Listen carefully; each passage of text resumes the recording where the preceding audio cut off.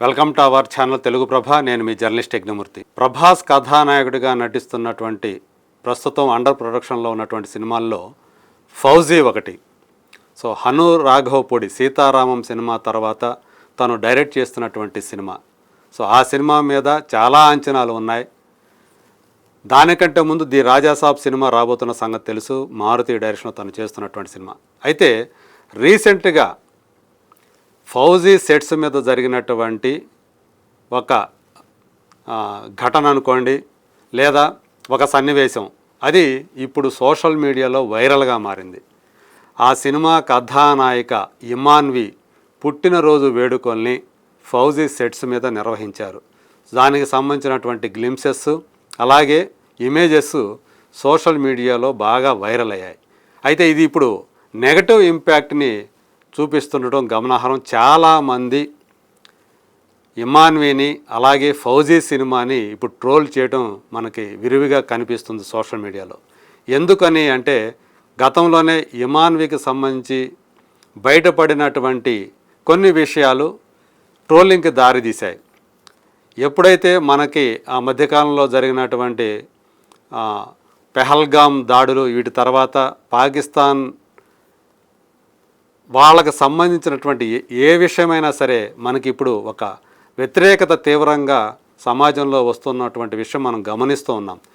పాకిస్తానీ సెలబ్రిటీలు ఎవరితో కూడా, నటులు కానివ్వండి, కళాకారులతో కానీ మనం ఎలాంటి సినిమాలు తీయటం కానీ మరే విధమైనటువంటి సంబంధాలు పెట్టుకోవడం కానీ చేయొద్దు అని చెప్పేసి ఒక డిమాండ్ చాలా తీవ్రంగా వస్తూ ఉంది.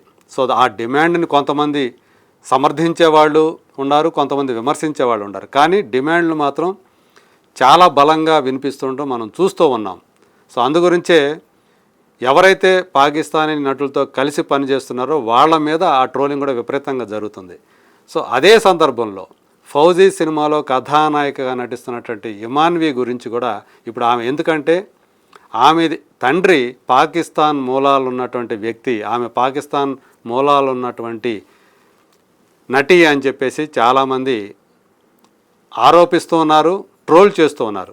యాక్చువల్గా ఆమె సోషల్ మీడియా ఇన్ఫ్లుయెన్సర్గా తన కెరీర్ని ప్రారంభించింది. సో ఆమె లుక్స్ నచ్చి డైరెక్టర్ హను రాఘవపూడి ప్రభాస్ సరసన నాయికగా, ఎందుకంటే ఫౌజీ అనేది ఒక క్యూట్ లవ్ స్టోరీతో కూడుకున్నటువంటి కథ కాబట్టి, సో అలాంటి ఫేస్ కావాలి, ఒక ఫ్రెష్ ఫేస్ కావాలనే ఉద్దేశంతో తను అన్వేషించి ఆ అమ్మాయిని హీరోయిన్గా తీసుకున్నాడు.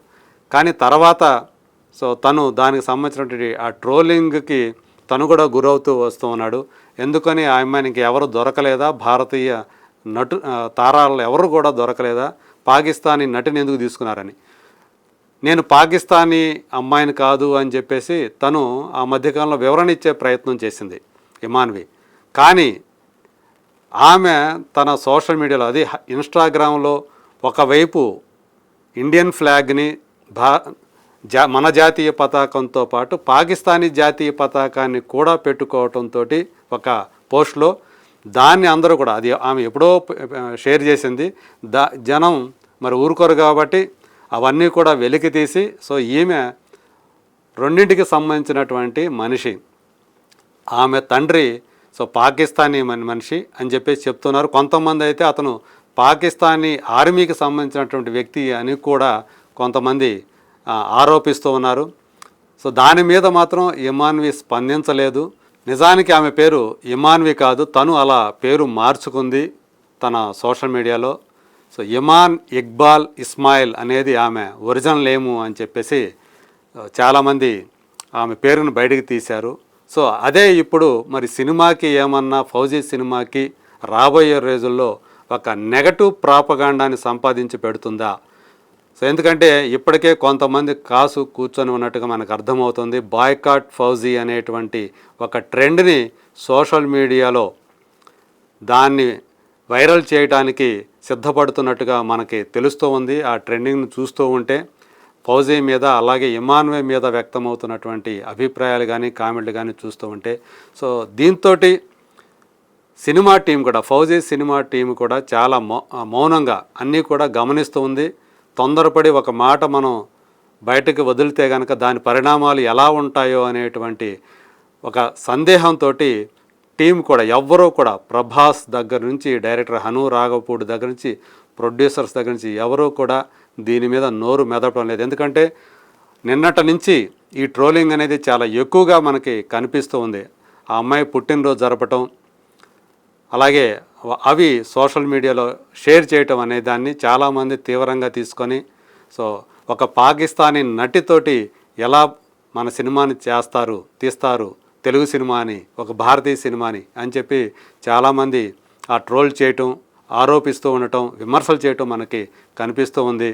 మరి 2026లో ఫౌజీ సినిమా మరి వేసవిలో వస్తుందా లేకపోతే ఆగస్టులో వస్తుందా అనే దాని మీద ఇంకా పూర్తి స్థాయి సమాచారం మనకు లేదు. మొత్తానికి 2026 సెకండ్ హాఫ్లోనే ఈ సినిమా వచ్చే అవకాశాలు ఉన్నాయి థియేట్రికల్గా అని చెప్పేసి తెలుస్తూ ఉంది.